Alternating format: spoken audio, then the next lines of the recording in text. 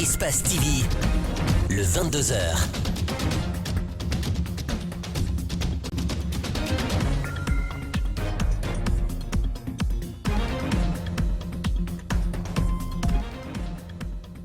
Vous faites bien de nous choisir, mesdames et messieurs, pour vous informer. Merci de votre fidélité à Espace et à Calac TV. Bonsoir, bienvenue dans cette nouvelle édition dont voici les principales articulations.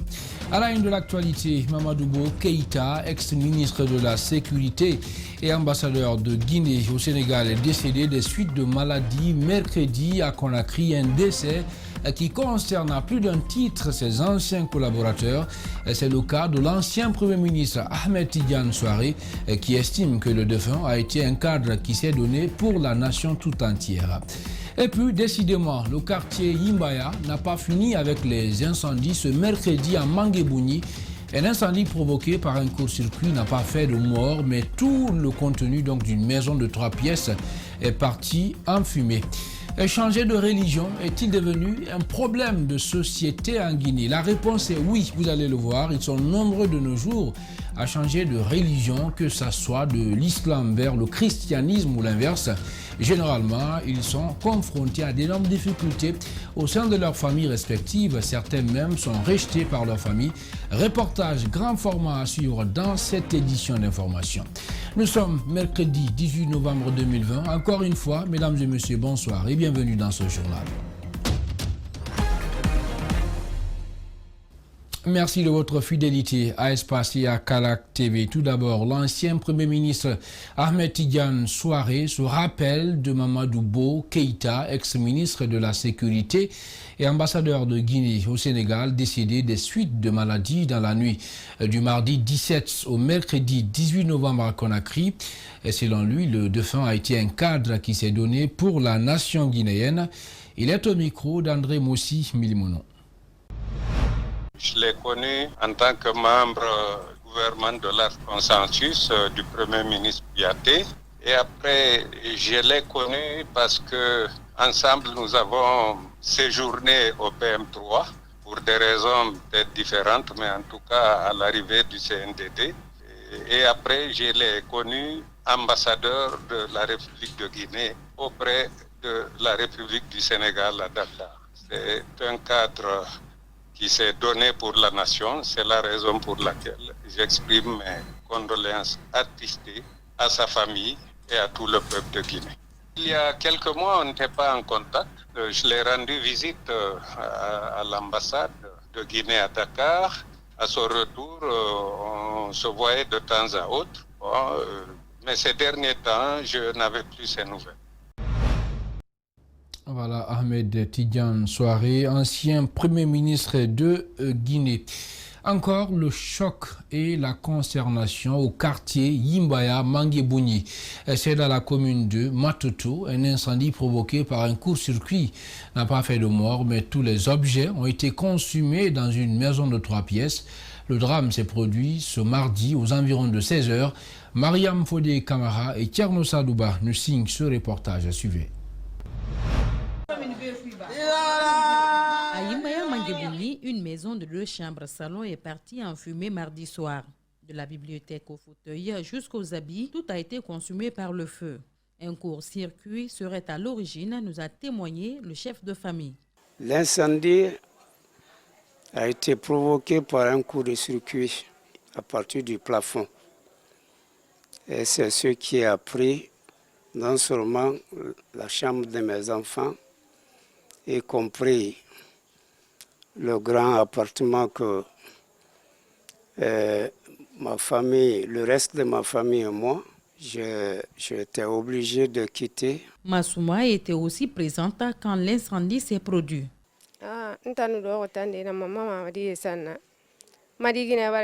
J'étais assise dehors auprès de mes petits-enfants. Ma fille aussi était assise dans la chambre. J'ai entendu des cris. Je suis rentrée pour voir. Elle m'a dit que le feu a pris la maison. C'est ainsi qu'on a fait appel aux sapeurs-pompiers, mais ils ont eu des difficultés pour accéder à la maison. À cause de l'état des routes, ils ont trouvé qu'une bonne partie de la maison est consumée.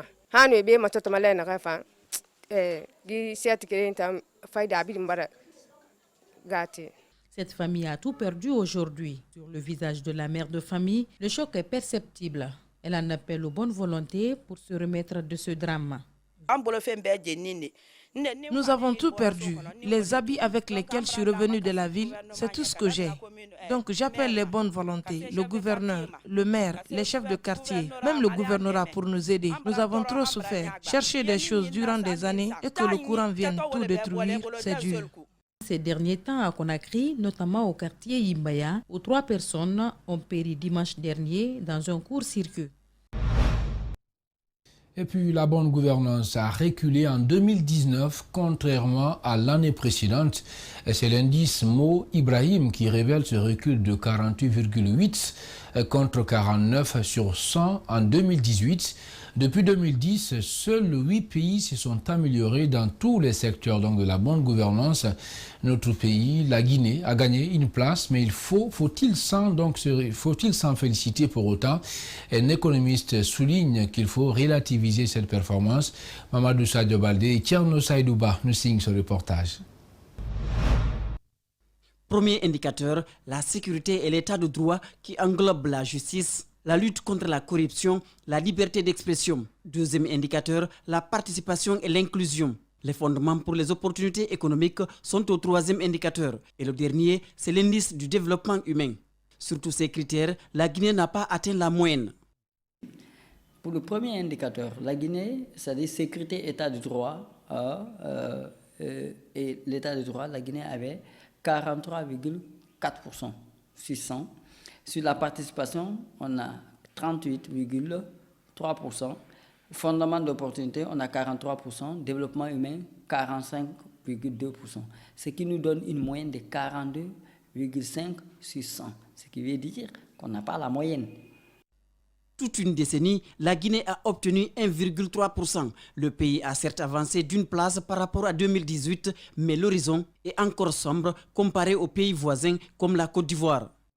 Ceci dit, la Guinée est classée 39e sur 54 pays, et sur 54 pour l'Afrique dans son ensemble, et 14e sur 15 en Afrique de l'Ouest, donc dans l'espace CEDEAO.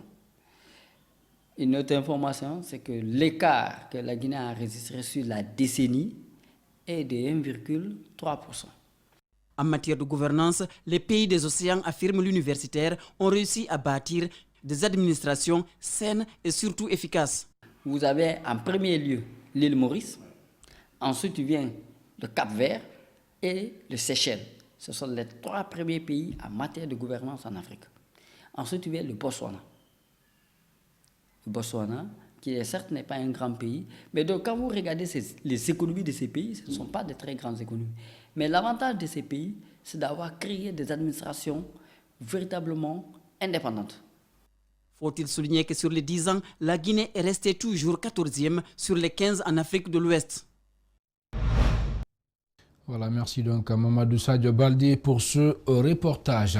Dans le reste de l'actualité nationale, le comité de pilotage du Fonds de développement industriel et des PME FODIP a fait le point ce mercredi de la première phase du programme d'appui au groupement d'intérêt économique et aux entreprises.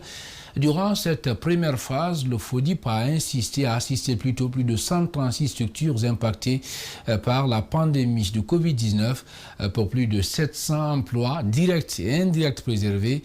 Idriss Abari et Amara Alex Silla pour plus de détails. Depuis l'opérationnalisation du programme d'appui au groupement d'intérêts économiques par le ministère de l'Industrie et des PME à travers le FODIP, plus de 136 structures ont pu accéder à un prêt remboursable via les institutions financières. Ceci pour assurer la continuité de leurs activités tout en préservant des emplois. Environ 700 emplois directs et indirects qui ont été sauvés, aussi bien à Conakry qu'à l'intérieur du pays. Donc ceci dit, on ne va pas se limiter à mi-chemin, c'est la première phase et les prochaines étapes consisteront essentiellement à apporter une assistance technique aux bénéficiaires pour s'assurer de leur capacité d'absorption de ces fonds, de la façon dont ces fonds vont être gérés et utilisés à bon escient. Pour y arriver, Le comité de pilotage de Fagier a mené plusieurs activités, notamment la mise en place de la plateforme digitale pour les demandes et le traitement des dossiers, la signature de conventions de gestion de crédit avec les institutions financières et la signature d'accords de partenariat. Le secrétaire général du département de l'industrie insiste sur le suivi de ce programme par ce comité de pilotage. Si le comité de pilotage a été très dynamique pour donner les fonds, il faudrait qu'il mette en place un dispositif qui lui permette de s'assurer que les entreprises qui ont bénéficié de ces ressources, que ces entreprises-là ont effectivement passé le cap du risque de fermeture, puisque c'était ça l'objectif du gouvernement. Dans les prochaines phases, le programme compte élargir la mission d'identification, d'accompagnement et de financement des groupements d'intérêt économique et des entreprises évoluant dans les régions pour un objectif de 750 bénéficiaires, dont 55 en région. Il va aussi consister à étendre l'accès du programme d'appui au secteur informel. Ouverture d'un séminaire de formation des travailleurs sociaux ce mercredi au centre de formation sociale appliquée de Jean-Paul II de Taouya, c'est dans la commune de Ratoma. L'initiative est du ministère de l'Action sociale et des personnes vulnérables en collaboration avec l'UNICEF. Durant 2 semaines, 85 agents sociaux seront outillés en stratégie et compétences sociales durant 2 semaines. Ali Badra Kamara et Abaka Kekebangoa nous signent ce reportage. Ils sont au total 85 travailleurs sociaux à bénéficier de cette formation en stratégie et compétences sociales dans le cadre de leur intervention auprès des personnes vulnérables et victimes des formes de violence dans le pays. En Guinée, selon la dernière étude d'enquête démographique de santé, 81% des filles et femmes dont l'âge varie entre 15 à 64 ans ont été victimes d'une forme de violence. 56% des femmes ont subi au moins d'une forme de violence physique au cours de leur vie. D'où la nécessité pour le ministère de l'Action sociale et les partenaires d'initier ce présent séminaire de formation en travail social. Nous cherchons à atténuer la douleur qui affecte nos concitoyens. Cela passe par la communication, cela passe par les échanges pour que les citoyens qui sont affectés par toute forme vraiment de fléau, que ce soit la maladie, que ce soit les violences, que ce soit je ne sais pas quel autre fléau, puis-je citer ici, que ces fléaux soient atténués. L'UNICEF est cette institution toujours présente auprès du département en charge des personnes vulnérables en Guinée lorsqu'il s'agit de la prise en charge des personnes en état de vulnérabilité. Plusieurs actions sont entreprises par le ministère de l'Action sociale et ses partenaires, dont l'UNICEF et l'OIM. La représentante adjointe de l'UNICEF rappelle la place de ce séminaire. Ce séminaire est important parce qu'il va permettre de donner aux travailleurs et aux agents les compétences et les qualifications nécessaires pour un accompagnement de qualité et adéquat pour toutes ces personnes qui sont rendues vulnérables par des situations de crise, par la pauvreté, par la maladie. En termes de gestion sociale, ils sont les plus proches des personnes vulnérables et victimes d'une forme de brutalité et des personnes à capacité réduite dans la société. Pour une intervention sociale et efficace, ces agents bénéficieront des approches d'orientation devant leur permettre de remplir leurs tâches à caractère social. Le premier thème, c'est d'abord le cadre général, l'orientation. Qu'est-ce que c'est qu'un travail social? Il faut qu'on soit bien d'accord pour ça, qu'est-ce qu'on met dans ce concept-là. Qu'est-ce qu'on met dans le concept intervention sociale? Une fois que c'est clair, on verra maintenant quel est le cadre, ce qu'on appelle la politique sociale, la configuration au sein de laquelle interviennent et le ministère et les agents. Selon la dernière étude d'enquête démographique et de santé, 89% des enfants ont connu une forme de discipline violente. 46% des enfants n'ont pas obtenu leur acte de naissance en Guinée. À présent, parlons environnement dans cette édition d'information pour dire que les déchets plastiques produits par les ménages et les unités industrielles sont abandonnés à l'air libre sans aucune politique de collecte. de transformation ou de recyclage pour des fins utiles, ont fait remarquer les observateurs locaux. À l'occasion de la Semaine nationale de l'assainissement, les acteurs impliqués se sont réunis autour du thème « Comment combattre la prolifération des déchets plastiques en Guinée, ménages et les unités industrielles ». Mohamed Valek Touré et Lamine Silla nous en disent plus. Cette célébration est une occasion d'engager les discussions inclusives et participatives entre les différents acteurs sur la problématique de l'entrepreneuriat dans le secteur d'assainissement. Il est aussi question de présenter les résultats et des créateurs d'emplois à travers des start-up et des projets dans le secteur de l'assainissement en Guinée. L'objectif est d'impliquer tous les acteurs dans le processus de la prévention, du recyclage, de la valorisation et de l'élimination des déchets en Guinée. La Guinée et l'Union européenne sont des partenaires de développement depuis de nombreuses années. Ensemble, nous avons défini le domaine d'assainissement comme un secteur principal de concentration. L'expression visible de notre engagement sont les projets Sanita Ville Propre et Sanita Ville Durable. À Conakry, près de 300 000 habitants produisent potentiellement et en moyenne plus de 1800 tonnes de déchets, dont 270 tonnes de déchets plastiques, 108 tonnes de verre, 162 tonnes de papier, 900 tonnes de déchets organiques et 300 tonnes des autres déchets. Une problématique véritable posée à la faveur de cette rencontre. Nous invitons les bénéficiaires de cette formation à créer davantage de l'emploi, qui deviennent des formateurs à travers ces différents PME et PMI, afin que la gestion de ces déchets constitue une richesse dans le pays à travers la création de valeurs ajoutées. La Fédération guinéenne des gestionnaires des déchets constate la facilité de création des entreprises et demande l'implication du gouvernement pour multiplier les efforts en faveur des PME tout en contribuant à leur croissance. Nous avons plusieurs solutions locales qui sont pratiquées par les PME aujourd'hui, notamment la fabrication de pavés écologiques, du charbon vert, du savon et détergents écologiques, du recyclage de sachets plastiques en des seaux, bassines, poubelles et broches à lavage, de la fabrication des emballages biodégradables. De nos jours, beaucoup d'entreprises sont créées en Guinée, mais ceux évoluant notamment dans le secteur de l'assainissement ne sont pas accompagnés et presque abandonnés à leur triste sort. Autre facette de l'actualité nationale interpellée en marge des violences post-électorales à Conakry, Elhaj Ibrahim Sow, 68 ans, est décédé lundi dernier en détention à la maison centrale.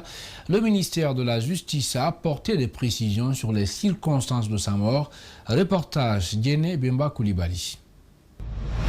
Arrêté le 26 octobre dernier à Afia, dans la commune de Dixine, pour attroupement illégal, Elhaj Ibrahim Sow est décédé lundi dernier à 22h à l'hôpital national d'Ignasdine. Contrairement aux rumeurs, le conseiller chargé de la communication du ministère de la Justice assure que le détenu est mort d'une mort naturelle. Le fait Ibrahim Sow est décédé d'une mort naturelle à l'hôpital national d'Ignasdine, suite du diabète. Les conditions de détention de M. Sow, comme tous les autres détenus, étaient sur la base du respect sacro-saint des principes, des normes, des lois, des engagements, des conventions relatifs à la détention dans les prisons. Pour l'un des fils du défunt, ce mercredi dans les Grandes Gueules sur Espace, il est catégorique que son père est mort suite à la torture. Sous l'effet des tortures qu'on lui a infligées à la prison. Quand vous dites des tortures, je viens d'entendre que le papa est décédé à Niasdine. C'est bien sûr il est décédé à Niasdine, mais c'est presque un corps qu'on a déposé à Niasdine. Puisque si toutefois on dépose un malade et qu'il ne remet aucun doigt, il ne parlait rien. Et nous constatons aussi les brûlures sur son corps, les effets de torture. Il y a des preuves, nous avons les images. Une version de photo que le responsable de communication rejette en bloc. Je ne reconnais pas ces photos-là. Nous sommes des vrais habitués au montage, au Photoshop et autres. Des personnes ici, on en a vu beaucoup, qui prouvent pour preuve laissez le site internet, allez-y, où ils ont pris ces photos-là qui vous démontrent A plus B que ces photos-là ont été prises sous les conditions de maltraitance ou de torture de feu Ibrahim Sow et à quel endroit et par qui. Donc, à vous montrer ces éléments, je pourrais faire des commentaires sur ces photos. Mais pour le moment, je ne me reconnais pas et je ne reconnais pas mon institution au sein de ces photos. Sékou Keita souligne que Ibrahim Sow est arrivé à la maison centrale avec un carnet diabétique. La société de distribution d'images StarTime a officiellement lancé ce jeudi la promo de fin d'année et dénommée Réinventez votre Noël avec StarTime. Plusieurs surprises et innovations sont annoncées pendant la durée de la promo. Bernard Condeno et Abouakar Din Kamara. Chaque année, StarTime offre des surprises à ses abonnés, une façon de mieux terminer l'année. Ce jeudi, l'entreprise a officiellement lancé sa promo Noël qui offre assez de bonus à ses 13 millions d'abonnés à travers l'Afrique. Il s'agit de la promo qui permet à tout utilisateur de bénéficier des jours supplémentaires sur l'abonnement pendant toute la durée de la promo. Nos clients qui ont l'habitude de payer le bouquet basique, c'est-à-dire le bouquet qui coûte 70 000, ils pourront payer juste 2 mois de ce même bouquet pour profiter du bouquet supérieur qui coûte 140 000 par mois. Et cela va leur donner la chance de regarder tous les programmes qui sont dans le bouquet supérieur dont ils n'ont pas payé. Et pour ceux qui sont déjà sur le bouquet super ou le bouquet appelé classique, lorsqu'ils rechargent 2 mois d'abonnement, la société va donner en plus des 2 mois du bouquet, ils leur offriront directement 10 jours supplémentaires. Ensuite, la société met à la disposition de sa clientèle au cours de cette promo un nouveau décodeur dénommé TNT à un prix abordable et plusieurs autres avantages. À 10 000 francs, le client a le décodeur, il a une antenne, il a aussi un rouleau de câble. Cela permet à tout un chacun de profiter de la vie numérique et d'en jouir. Puisque le monde moderne se tourne vers le numérique, la société de distribution d'images StarTime met à la disposition de ses clients une nouvelle plateforme numérique, ce qui fait la 3e innovation pendant cette période de promo dénommée « Réinventez votre Noël avec StarTime ». Cette plateforme de plus de 600 chaînes, vous avez 75% qui sont africaines, vous avez également 25% qui sont internationales et vous avez directement 1,5% qui sont chinoises. La société StarTime dit avoir acquis le droit de retransmission de l'intégralité des matchs de la Liga, de la Ligue des Nations UEFA, en plus de ceux qui sont déjà disponibles sur ces chaînes comme la Ligue Europa, la Coupe d'Angleterre, d'Espagne et celle de l'Italie. Pour l'instant, les décodeurs TNT vendus sur le marché guinéen à 10 000 francs plus ses accessoires ne couvre que la zone de Conakry et ses environs. Du sport football à présent dans ce journal pour dire que le sélectionneur national du Sili Junior a dévoilé au cours d'une conférence ce mercredi sa liste de 28 joueurs. Des joueurs qui prendront part, il faut le rappeler, au tournoi qualificatif de l'IFOA, zone A de la Coupe d'Afrique des Nations U20. Cette compétition aura lieu au Sénégal à partir de 20 novembre prochain. Alseni Baldé nous signe ce reportage. Le sélectionneur du Sili Junior a fait appel à 5 joueurs professionnels dans le but d'étoffer son effectif. Le joueur numéro 10, Zaidan Pierre, défenseur, Nîmes Olympique.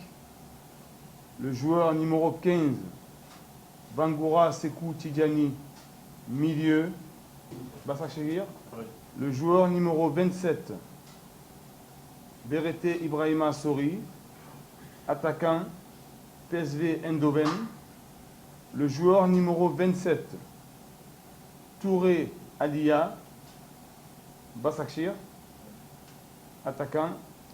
Le joueur numéro 28, Touré Momo Fagné, attaquant, Fremad Amager.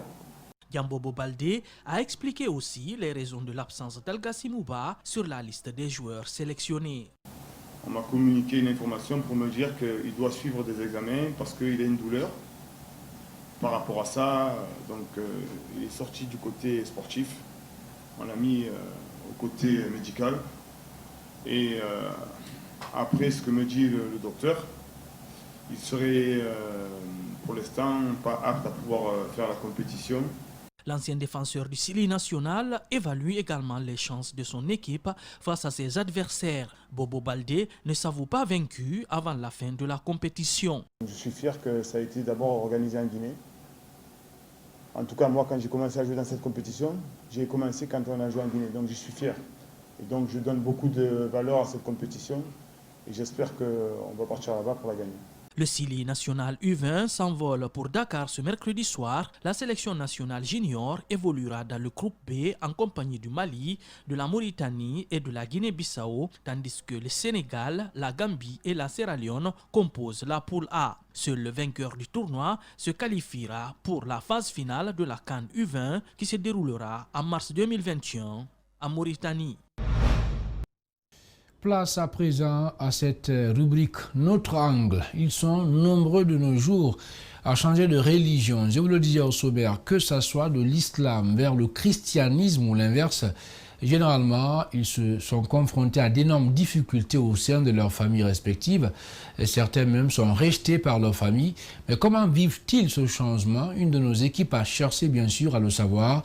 Suivez ce reportage grand format signé Al-Gassim Yaliba et Yacouba Traoré.